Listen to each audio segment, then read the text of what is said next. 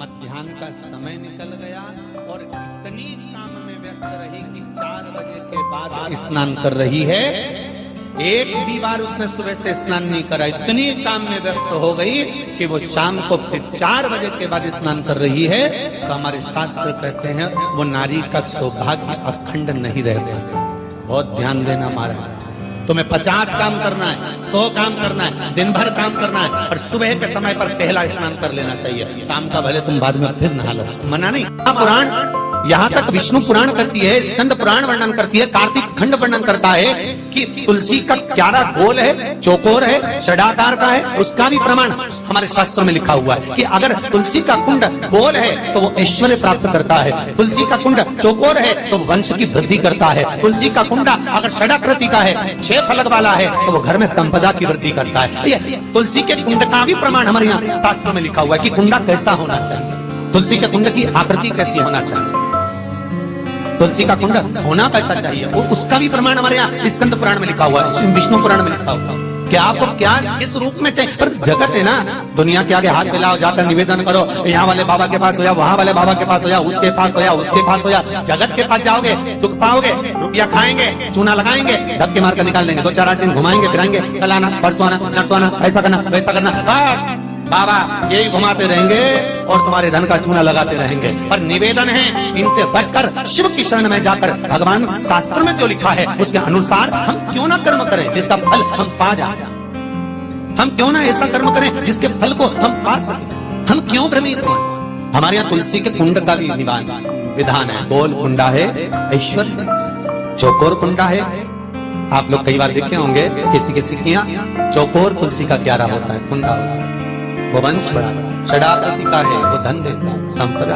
दोष हमारा है, हम तुलसी के कुंडे के नीचे शंकर जी को रख देते हैं। क्यों कि यहीं तुलसी जी को पानी चढ़ाएंगे, यहीं शंकर जी को चढ़ा देंगे। दोष, तुलसी के कुंड के नीचे हम सर्पदेव को रख देते हैं, नाग देवता रख देते हैं, पानी चढ़ाएंगे, पात्री रख देते हैं। उसका दोष हम सबको स्वयं अगर गलती करते हैं तो स्वयं को। कैसा कुंड हो, 7 तरह के कुंडों का व्याख्यान तुलसी के रूप में कहा गया है।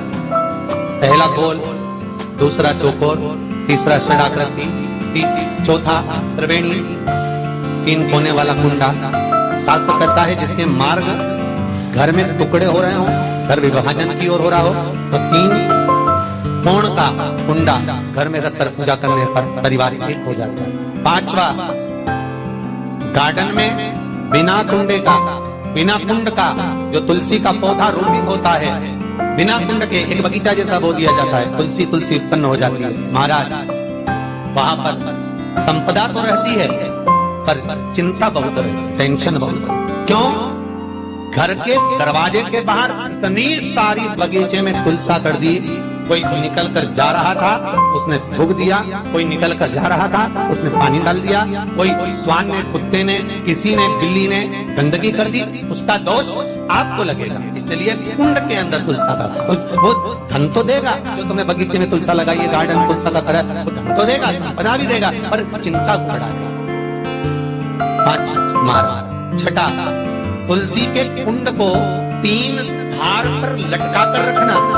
कई जगह पर आपने देखा होगा तुलसी का जो कुंडा होता है उसको 3 जो तार होते हैं, 3 जो चेन होती है उस पे लटकाया जाएगा। विष्णु पुराण उसका भी व्याख्यान करते हैं। महाराज वहां व्यक्ति के कार्य उन्नति की सीढ़ी की ओर बढ़ जाते हैं।